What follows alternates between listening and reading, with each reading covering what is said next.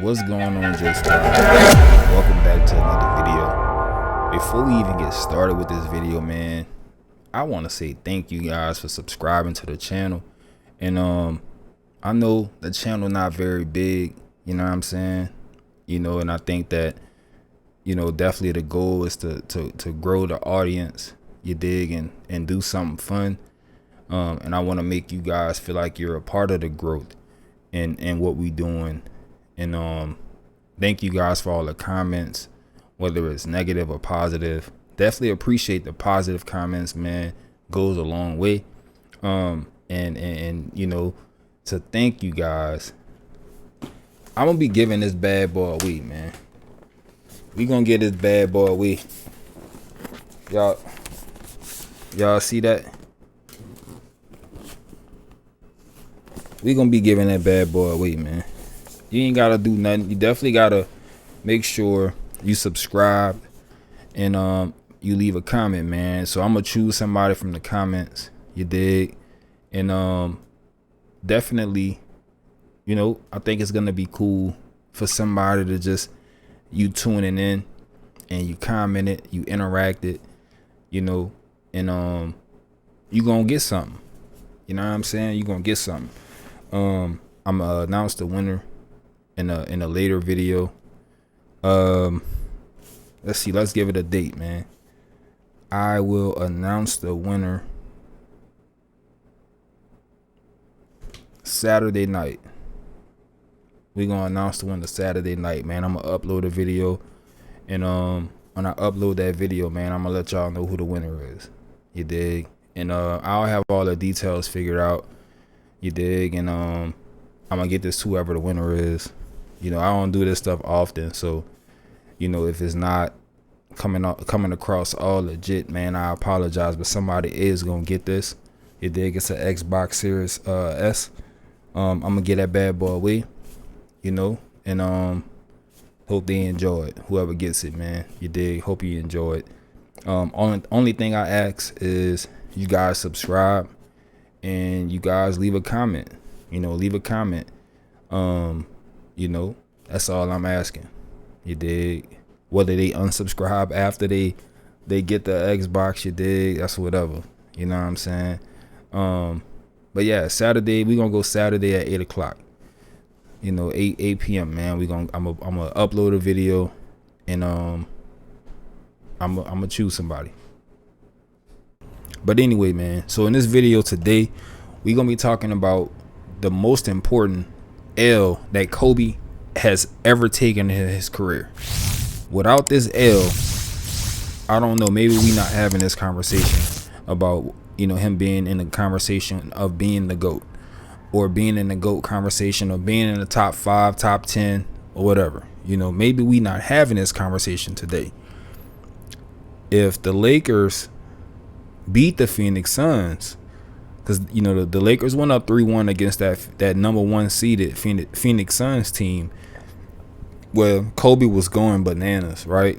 You know what I'm saying? He had, the iconic game winner, which I have up here on the screen. He was just being a animal. And the Phoenix Suns fought back. And then Kobe had the infamous Game 7 where he just didn't really look very interested, and he looked very, just didn't look very aggressive. And he received a lot of criticism following that series loss because of his lack of aggression, and rightfully so, right? I don't think we've ever seen Kobe be so passive. And it got so heated between he and Charles Barkley that Kobe actually texted Charles throughout the night and was cursing him out, going at Charles, according to Charles Barkley, right? And then Charles invited him on the show, and Kobe actually came on the show and explained, his strategy and the team's strategy, which was to get all of the other players involved and to get their confidence built up, instead of just trying to demoralize Phoenix with him scoring the ball, because he felt that they were a fast-paced team and scoring the ball was kind of right up their alley. So while they had more players on their team that would hit shots and could score the ball, Kobe felt that he needed to build or instill confidence in his players by passing them the ball, try to get them going and hitting shots early in the game. But in saying that, it's hard to negate the fact that Kobe just wasn't very aggressive in the second half, only shooting the ball 3 times. Like that's not very Kobe like, you know what I'm saying? So you have that situation happen the way that it happens, and the Lakers lose. And like I said, Kobe received a lot of criticism, but I actually think that this really worked out in Kobe's favor. I don't know if Kobe understood this. Kobe's a very intelligent person, so maybe he did. I don't know if Kobe was aware of this, but if they beat that Phoenix Suns team, because you got to remember it's a business, right? The owners don't look at it like we look at it as fans and how they look at it as athletes. They're looking at it through the business lens. If we own the business and we could water down a product but sell that product as if it's not watered down, we would do so, right? You know what I'm saying? It's all about profit margins. You know what I'm saying? Like even in basketball, when they make trades, they don't look at, some owners are basketball, have high basketball awareness, but a lot of these owners just have money. You know what I'm saying? And they're paying a staff under them to make all of these moves, you know. But as an owner,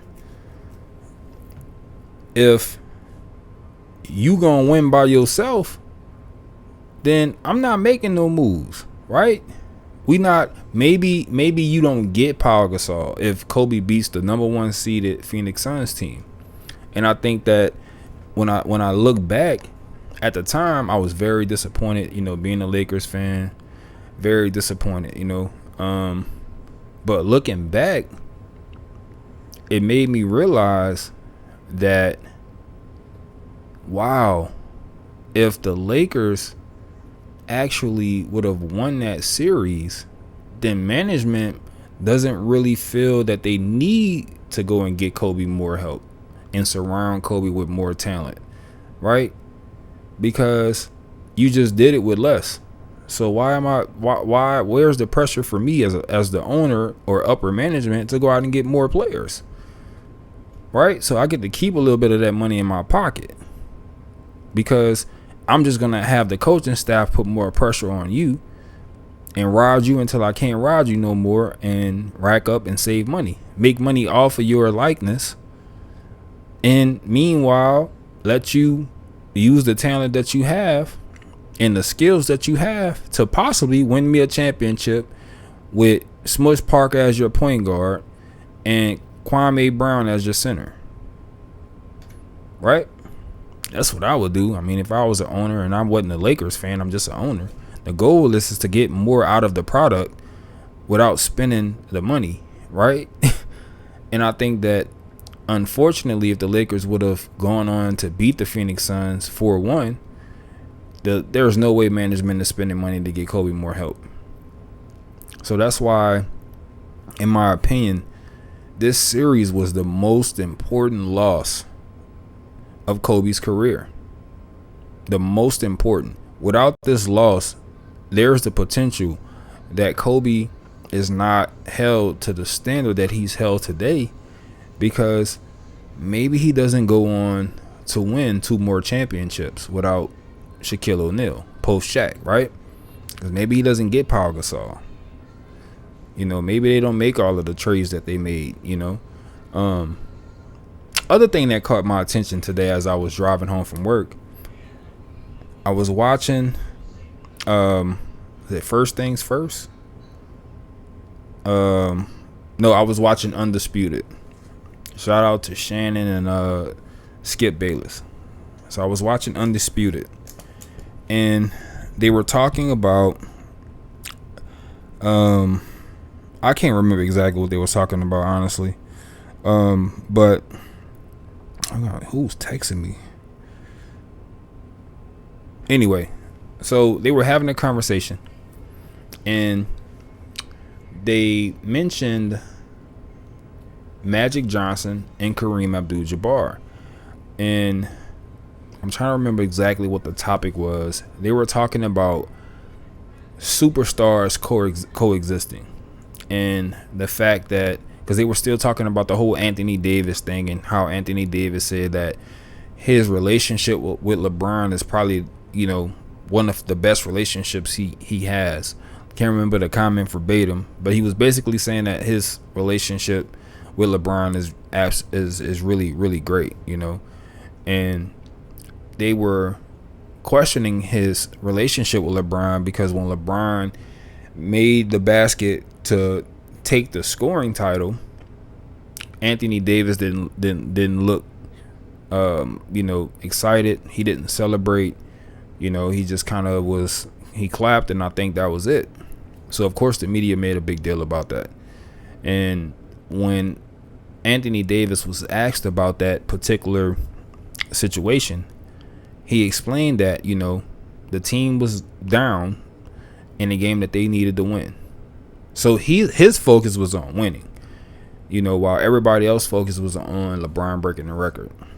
So anyway, during this segment, they were having a conversation about co-stars and them coexisting, and they mentioned Magic and Kareem and how they worked together so well, and how Magic played to Kareem. And it got me to thinking. We talk about greatest of all time, and we talk about people's top fives. Usually you got Kareem and Magic in your top five. But it begs the question, if we're going to criticize LeBron, right, for teaming up with other players and playing with all of these superstars, why don't Magic Johnson and Kareem share the same criticism? You got two top five players of all time playing together on the same team, winning 4 championships for Kareem, 5 for Magic. Magic spent the 9 finals appearances that he had, those appearances were with Kareem. I could be wrong. If I'm wrong, man, leave a comment, let me know. But if I understood correctly, all the finals appearances Magic has ever had has been with Kareem. He has not made a finals without Kareem. If I'm wrong, look, I'm 35. I could be wrong. Okay? Could be a little revisionist history going. I don't know. I could be wrong. But if I understand correctly, he's been playing with Kareem, for the majority of his career. And they both are top 5 players of all time. Kareem is, in some people's opinion, the greatest player of all time. Right? And I just feel like sometimes it's a double standard. Kobe gets slighted because the media doesn't like Kobe. I don't know what Kobe did, but the media doesn't like him. Right? LeBron gets slighted because everybody in the media has this nostalgia for Michael Jordan. Right? So everything back in the day was better. Everything back in the day was harder. Right? That whole notion that things are easier now. So LeBron gets slighted because of who's in the media and the regard that they hold Jordan to. Right?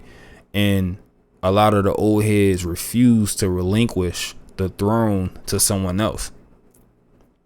Now, Kobe is number 2 in my opinion. Michael's number 1, Kobe's number 2, LeBron's number 3. Okay, that's my order. But I can't put Magic over Kobe or LeBron. I just can't, because of the talent that they played with. One thing I will credit them in saying is they stayed together. And I think that was LeBron's biggest issue with his teams. He never kept his teams together so that they could gel well enough to play and be able to win tough games and seasons when they're not as interested early on, and learn how to play together and pull out games where LeBron isn't going crazy. Like they didn't put together a team that could, withstand runs from other teams. You know, they were always trying to gel together because they were always another team that he had assembled. You know, so they never had the opportunity to really play together and kind of know one another. They were always, you know, he was always playing on these teams where all these pieces were new. You know, coaches new. You know what I'm saying? While I think that he deserves a lot of credit for winning under those conditions because it's hard to do, I think that also hindered him, you know, because you're not playing in the system. You know, you got to play in a LeBron. Like LeBron has been playing in the same system basically since high school, where I'm going to dribble the ball downhill and I'm going to kick out for a shooter. Right? That's been his game, or pick and roll. So he's been playing in that system since high school. I don't really see them run a ton of sets. I mean, because you don't really need to, because you got LeBron. I get it. But I think sometimes teams, you know, are aware of that and they sit on that, so to speak. You know what I'm saying? But I don't want to go off on a tangent. I just thought it was interesting, you know, that you got Kareem and Magic playing together, the majority of their careers winning championships together. But we don't hold that against Magic or Kareem, but we hold it against LeBron. You know what I'm saying? Or we hold it against Kobe for playing with Shaq.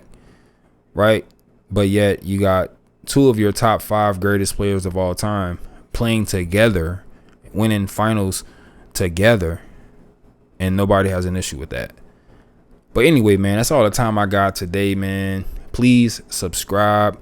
Definitely comment, man. You don't want to miss out on the opportunity to get you an Xbox, man. Look, we gonna get this bad boy away, man.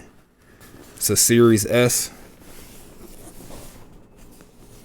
We gonna get that bad boy away. So don't miss out on your opportunity, man. All you gotta do is subscribe and leave it and drop a comment. You know what I'm saying? Don't miss out. I think I'm gonna pick a winner maybe this weekend. So be watching the videos, man. Be looking for me to post a video so you'll know when, you know, I'll choose the winner. I'm gonna do it this weekend, maybe Saturday or Sunday.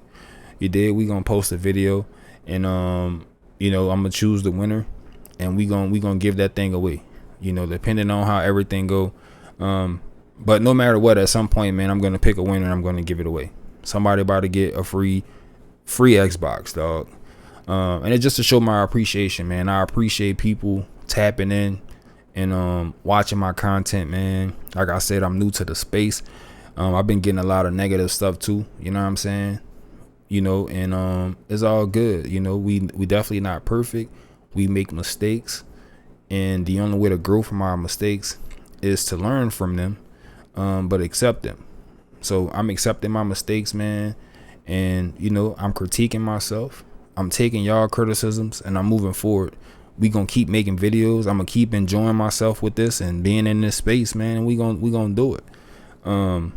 You know, like I always tell people, man, if you ain't feeling that, man, you can always go watch somebody else's content. You dig? Make your own YouTube so you can do your own thing. And you don't have to worry about the mistakes that other content creators are making, because you gonna be perfect, right? But anyway, man, that's all the time I got for tonight. This your boy Joe Squad. I'm out.